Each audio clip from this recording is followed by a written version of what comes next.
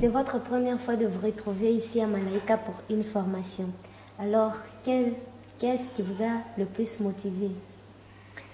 Oui, effectivement, c'est ma première visite au sein de Malaika. Je suis ravie de participer à cette initiative. Et qu'est-ce qui m'a motivée? Eh bien, je dirais l'envie de transmettre ma passion de l'anglais, l'envie d'aider des collègues qui ont moins de ressources que nous, d'apporter énormément de ressources scolaires aussi à l'école. On est venu avec beaucoup de ressources, de matériel, de cahiers, de crayons de couleur, de règles, de choses très utiles qui vont vous servir une partie de l'année. Qu'est-ce que vous avez retiré, qu'est-ce que vous avez reçu tout au long des années passées pour la formation et celle-ci qui est la troisième vis-à-vis des professeurs de Malaika? Les professeurs de Malaika sont assez exceptionnels pour un certain nombre de raisons. Premièrement, par rapport aux professeurs que je connais en Europe, ils font preuve d'une très très grande ouverture à d'autres méthodes qui leur sont proposées. Ils font également preuve d'une très grande bienveillance les uns envers les autres, notamment comme ils se visitent, et ils montrent une réelle envie en permanence de progresser, d'aller plus loin, de s'améliorer, de devenir meilleur, de proposer aux jeunes filles une véritable ambition. Les jeunes filles ici à Malaika ont un niveau académique en termes de connaissances pures qui est vraiment remarquable, qui est parfois à certains niveaux supérieur aux élèves que je rencontre au lycée français de Zurich. J'ai la chance en effet de travailler à ces formations depuis 3 ans, depuis 2019.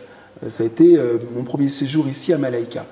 Et à chaque fois, nous allons observer ce qui se passe dans la classe. Et ce que j'ai pu observer lors de mon premier séjour en 2019, et ce que j'observe maintenant, il y a déjà une énorme évolution.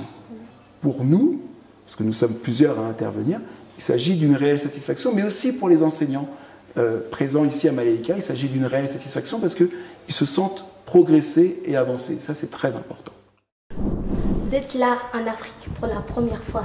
Oui. Quelle est l'expérience que vous avez acquise d'être là en Afrique? Ça vous a fait quoi? Et j'ai beaucoup été émue les premiers temps.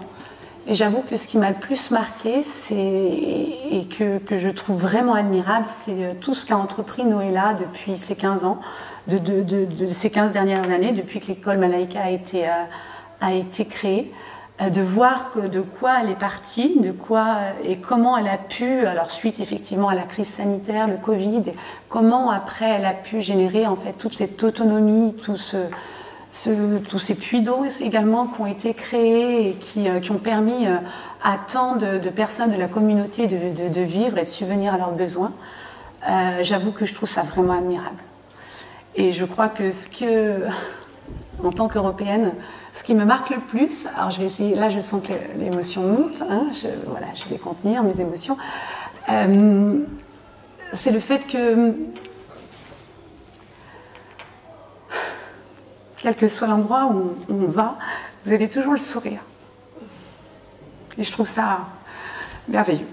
Merci. La quatrième question est celle de savoir les sujets que vous avez traités pendant la formation. Alors, ça a été divers et varié. On a bien sûr parlé de mathématiques. Je ne vais pas trop rentrer dans les détails. Mais ce qui, moi, m'importait le plus, c'est de voir que les mathématiques, tout le monde pense que c'est une discipline à laquelle il faut faire automatiquement juste. Moi, je dirais que plutôt, c'est une discipline dans laquelle il est important de faire faux justement pour voir comment on avance dans les mathématiques, où est-ce que l'on va. Et le rôle de l'enseignant, c'est d'essayer d'accompagner et de guider les élèves. Donc on a beaucoup travaillé sur comment est-ce qu'on peut mettre les élèves dans une situation de mathématiques pour qu'ils puissent à la fois s'amuser, s'engager dedans, faire des petites erreurs, mais voir comment à travers ces erreurs-là, on progresse justement dans les différents raisonnements.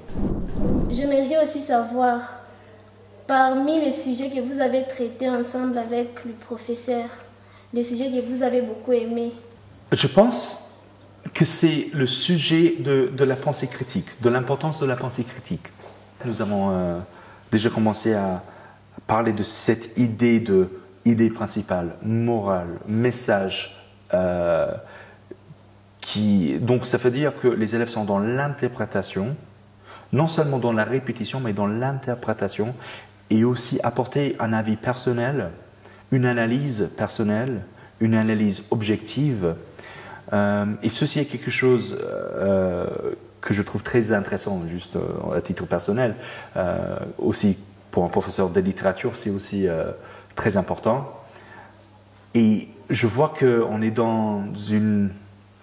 plutôt au début de cette exploration de la pensée critique dans l'éducation ici à Malaika.